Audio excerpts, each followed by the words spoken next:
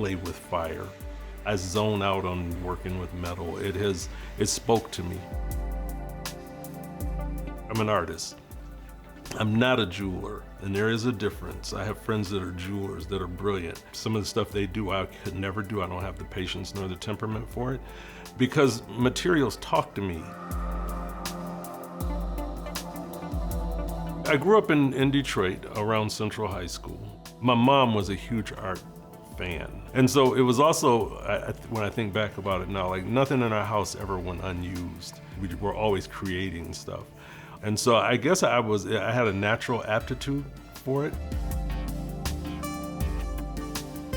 I've had a very interesting life, but I wasn't doing my craft all the time. I'd come back to it, I'd do it. And then this particular facility, Birmingham Bloomfield Art Center, I was in my 30s when I discovered this place. And so this place started getting me back into it. I have an affinity for certain types of jewelry. Most of the stuff that inspires me comes out of the ancient Middle East. That's kind of why I call it the ancient craft. Ancient Africa or African nations, Middle Eastern nations. My inspiration tends to be around those regions, those processes. I have an affinity for ancient techniques.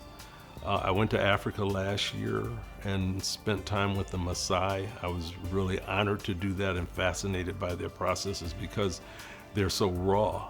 I mean, when you have people making like annealing metal over dung ovens, I mean, which is pretty fascinating to watch. I do a lot of really organic stuff. I'm very fond of happy accidents. You know, a lot of times other people will go for refining something. I'm like, no, that's perfect. Leave it just like that. It works for me. So I don't strive to make art that is real refined. I have a ring that I'm working on now. I had no clue when I started with this ring what I was gonna do. And I ended up with a stone that I had no idea I was gonna get, but it just kind of all evolved. And the final touches are this evening on that piece. I have a client that's Ecuadorian. I did some pieces I did a bangle bracelet for him that was really interesting, and the design ended up being my interpretation of an ancient Ecuadorian palatial aqueduct. And so it was filled with a blue resin. It was done in copper, 18 karat gold, and sterling silver. And so the resin that I used in it is blue. So it looked like it was a pool at the top, and it looked like there was blue running through the veins because I cracked it open. I had another client, a young man she was very close to, was killed in the naval accident off the coast of Japan a few years ago. And she went to his funeral at Arlington, and they gave her one of the shell casings from when they did the 21 gun salute for him. I was in that President's Honor Guard. I was in the unit that did that. So when she sent me the shell casing, and she was like, I need something made out of this.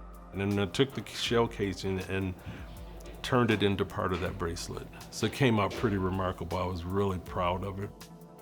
That's tremendous honor for me. And I have had people give me their parents' jewelry or grandma's jewelry or, you know, different pieces.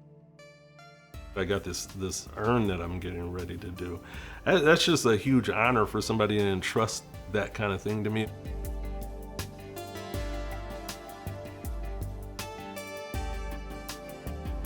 I recently have been doing some bracelets. They're African, they're different parts of Africa, but they're currency jewelry, what they would call wearable currency jewelry. Some people get a little miffed because when they see them, a lot of times they see it as representing slavery. The reality of it with those bracelets, though, was that yes, they sometimes were involved in slave trading, but the people that were using those bracelets and these wearable jewelry, that had little or nothing to do with slave trade. That was a method of people, currency wearing it because they didn't have pockets and things, and so they would wear these things, and sometimes it would be a display of wealth. People would barter with them, so it would be the equivalent of us wearing dollar bills or $100 bills on our wrists. So I've been doing some of those recently. I've been casting those. The beading that I do, I typically use African trade beads. They're typically ancient, and they have a value and a lot of significance. So the stuff that I create has some historical significance or some meaning to me. So when I create it, it's more than just a beaded bracelet or a beaded necklace. I feel like it's where I come from. It resonates with me, it always has.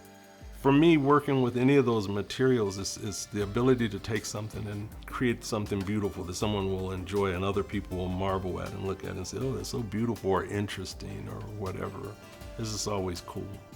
I guess it always resonates with me that, like, why are we attracted to jewelry? And just like, why do we sing? Why do we dance? You know, why do some things make us happy?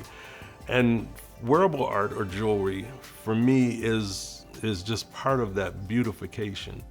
Traditionally, humans like to embellish. They like to beautify themselves, whether it be with paint. If you go back and look at old cave drawings, people would paint themselves with mud or whatever, and then they would adorn themselves with bones or beads or rocks or whatever that they found, feathers that they found that were beautiful. So there's something to me that resonates with us as humans about beauty, about the embracing of beauty. For me, I think it's a reflection of our psyche, our desire to always embrace the beautiful. And so jewelry wearable art is just another component or aspect of that.